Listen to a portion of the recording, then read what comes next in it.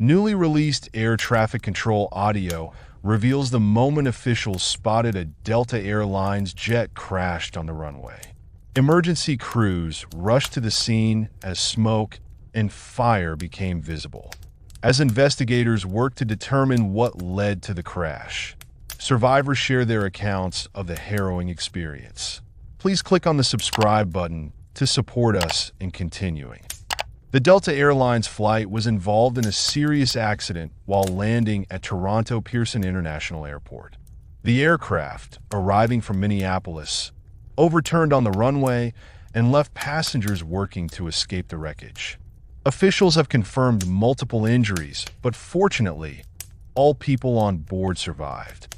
While the investigation is still ongoing, it has been noted that the weather conditions at the time may have contributed to the incident.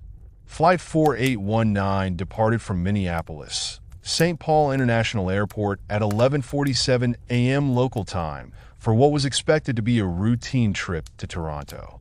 The flight lasted approximately 1 hour and 26 minutes before arriving at Pearson International Airport.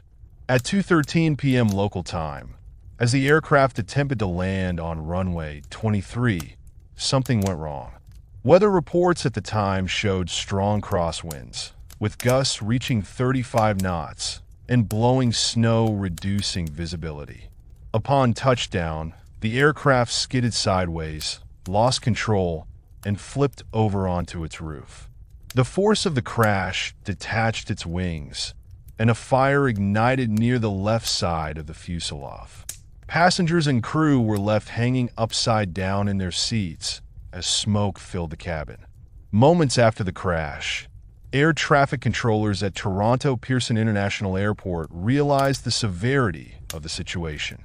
Newly released audio recordings capture their immediate response as they monitor the wreckage on the tarmac.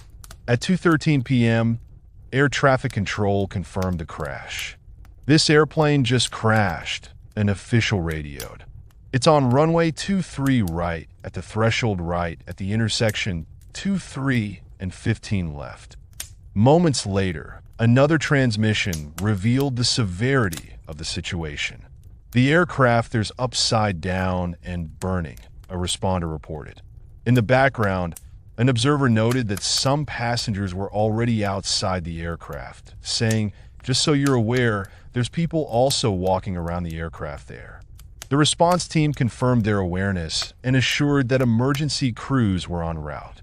As the situation unfolded, first responders moved in to assess the damage, extinguish the fire, and evacuate passengers. Emergency crews arrived at the crash site within minutes. Firefighters focused on extinguishing flames near the detached wing, while paramedics assessed the injured. Initial reports from emergency services suggested that 3 people, including a child, had sustained critical injuries. However, later updates from the Greater Toronto Airports Authority, GDA, clarified that there were no life-threatening injuries. Fire Chief Todd Aitken confirmed that 18 individuals were transported to local hospitals for treatment. Despite the dramatic crash, all 80 people on board survived. First responders helped passengers exit through emergency exits, some of whom were still strapped into their seats when the plane overturned. Investigators are now examining whether severe weather played a role in the crash. The Met Weather report at the time of landing recorded winds from the west at 28 knots, gusting up to 35 knots, with blowing snow reducing visibility. Runway conditions were also affected, as snow had been accumulating throughout the day. Aviation experts say these environmental factors may have contributed to the aircraft's loss of control. Pilot Aaron Murphy explained that landing in such conditions can be challenging, stating, "A strong gust at the wrong moment could have easily caused the aircraft to tip." Former National Transportation Safety Board, NTSB, Managing Director Peter Goals also weighed in. He noted that while the crash was serious, the aircraft's design likely prevented a worse outcome.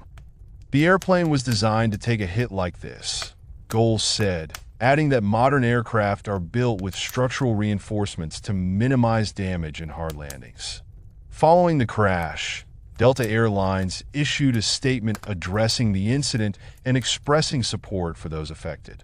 CEO Ed Bastian acknowledged the situation, saying, "The hearts of the entire global Delta family are with those affected by today's incident at Toronto Pearson International Airport." He also thanked the airline staff and first responders for their swift actions. Delta confirmed that it is cooperating fully with investigators and will provide updates as more information becomes available. Meanwhile, passengers and crew members who were on board the flight are recounting their experiences, giving insight into what happened inside the aircraft after it overturned. Passengers on board Flight 4819 described the terrifying moments after the aircraft flipped over. John Nelson, who was seated in row 10 near the wing, recalled how the impact sent passengers tumbling inside the cabin. "There was a big fireball on the left side of the plane. When it finished, I was upside down," he narrated. As the jet fuel smell filled the air, Nelson and others worked to free themselves from their seatbelts. "It was mass chaos. The lady next to me was upside down. We let ourselves go and hit the ceiling, which was a surreal feeling," he explained. Then everybody was just like, "Get out, get out, get out." Pete Cookoff, another passenger, described a similar experience. "We hit the ground, and we were sideways, and then we were upside down hanging like bats," he recalled. Some passengers needed assistance unbuckling, while flight attendants directed everyone to crawl toward the emergency exits. "Just feeling lucky and happy I got to give the person next to me a big hug," he said. As passengers recover from the ordeal, investigators are now focused on determining the cause of the crash and whether weather conditions, mechanical failure, or pilot response played a role. Authorities have launched a full investigation into the crash, focusing on flight data, weather conditions, and pilot actions. The Transportation Safety Board of Canada, TSB, is leading the effort, with experts analyzing recordings from the cockpit voice recorder and flight data recorder. A preliminary report is expected within 30 days. Despite the severity of the crash, experts say modern aircraft design helped prevent a worse outcome. Aviation safety analyst David Susi explained that improvements in seat security and structural engineering played a critical role. "Everything that could go wrong went wrong. Yet 80 people survived the accident," he stated. One key factor was the aircraft's breakaway wing design. Unlike older models, the Bombardier CRJ-900's wings detached on impact, reducing the risk of the fuselage being torn apart. "You don't want that wing ripping the fuselage in half," Susi noted.